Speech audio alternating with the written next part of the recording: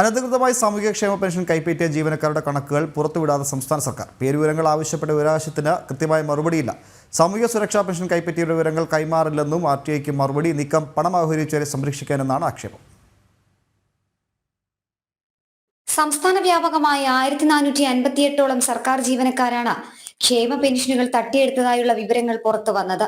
ഇതിനു പിന്നാലെ ഇവർക്കെതിരെ നടപടിയെടുക്കുമെന്നും സർക്കാർ അവകാശവാദം ഉന്നയിച്ചു. 18% തുക തിരികെ പിടിക്കുമെന്നും വ്യക്തമാക്കി. പക്ഷേ ഈ സർക്കാർ ജീവനക്കാരുടെ വിവരങ്ങളോ കണക്കുകളോ കൃത്യമായി സൂക്ഷിക്കുന്നില്ല എന്നുള്ളതാണ് വിവരാവകാശ രേഖ പ്രകാരം സർക്കാർ തലത്തിൽ നിന്നുള്ള മറുപടി. കണക്കുകളില്ല എന്നതിനൊപ്പം പേര് വിവരങ്ങൾ വെളിപ്പെടുത്താൻ കഴിയില്ലെന്നും വിവരാവകാശം നൽകിയ രാജു വാഴക്കാലയ്ക്ക് മറുപടി ലഭിച്ചിട്ടുണ്ട്.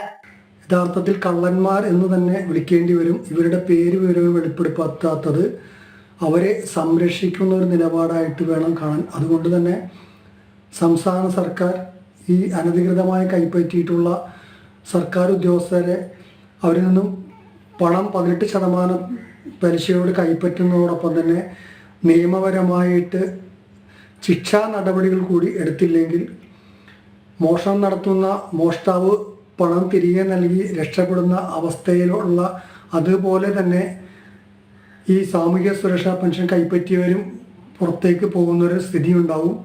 മോഷണം ചെയ്യുന്ന കള്ളന്മാർക്ക് സമാനമായിട്ടാണ് ചില സർക്കാർ ജീവനക്കാർ പ്രവർത്തിച്ചിരുതെന്ന ആരോപണവും ശക്തമാണ്. പണം തിരികെ പിടിക്കുന്നതോടൊപ്പം കടുത്ത നിയമ നടപടിയും ഇവർക്കെതിരെ വേണമെന്ന ആവശ്യവും ശക്തമാകുന്നുണ്ട്.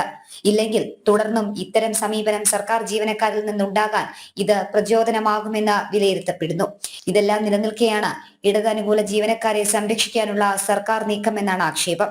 പേര് വിവരങ്ങൾ പുറത്തു വന്നാൽ അത് സർക്കാരിന് കൂടുതൽ നാണക്കേടുണ്ടാക്കുമെന്ന വിലയിരുത്തലും വിവരങ്ങൾ കൈമാറുന്നതിൽ നിന്ന് ഇടത് സർക്കാരിനെ പിന്നോട്ടടിക്കുന്നുണ്ട്.